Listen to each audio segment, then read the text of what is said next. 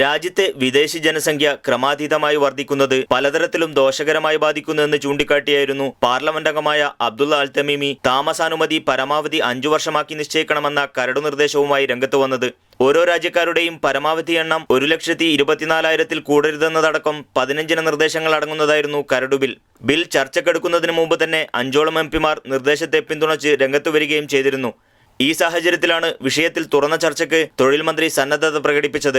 ഇക്കാര്യത്തിൽ സർക്കാരിന് പ്രത്യേക അജണ്ടകളൊന്നുമില്ലെന്നും എല്ലാവരുടെയും അഭിപ്രായം കേട്ട ശേഷം മാത്രമേ തീരുമാനം കൈക്കൊള്ളൂവെന്നും മന്ത്രി വ്യക്തമാക്കിയിട്ടുണ്ട്. അതേസമയം അബ്ദുള്ള അൽ തമീമിയുടെ നിർദ്ദേശത്തെ വിമർശിച്ചുകൊണ്ട് മനുഷ്യാവകാശ പ്രവർത്തകരും മറ്റും രംഗത്തെത്തി. എംപിയുടെ നിർദ്ദേശം വംശീയ അധിക്ഷേപമാണെന്നും അന്താരാഷ്ട്ര സമൂഹത്തിന് മുന്നിൽ രാജ്യത്തെ നാണം കെടുത്തുമെന്നും കുവൈറ്റ് ഹ്യൂമൻ റൈറ്റ്സ് സൊസൈറ്റി മുൻ അധ്യക്ഷൻ അലി അൽ ബഗ്ലി അഭിപ്രായപ്പെട്ടു. കുവൈറ്റ് ലേബർ യൂണിയൻ നേതാവ് അബ്ദുറഹ്മാൻ അൽ ഖാനം, മുനിസിപ്പൽ കൗൺസിൽ അംഗം ഡോക്ടർ ഹസൻ കമാൽ തുടങ്ങിയവരും എംപിയുടെ നിർദ്ദേശത്തെ രൂക്ഷമായ ഭാഷയിൽ വിമർശിച്ചിരിക്കുകയാണ്. ഏറ്റവും പുതിയ കണക്കനുസരിച്ച് രാജ്യത്തെ വിദേശി ജനസംഖ്യ 27,22,000 കവിഞ്ഞതായി public authority of civil information അറിയിച്ചു. 12,42,500 രാജ്യത്തെ സ്വദേശി പൗരന്മാരുടെ എണ്ണം. Media 1 Kuwait city.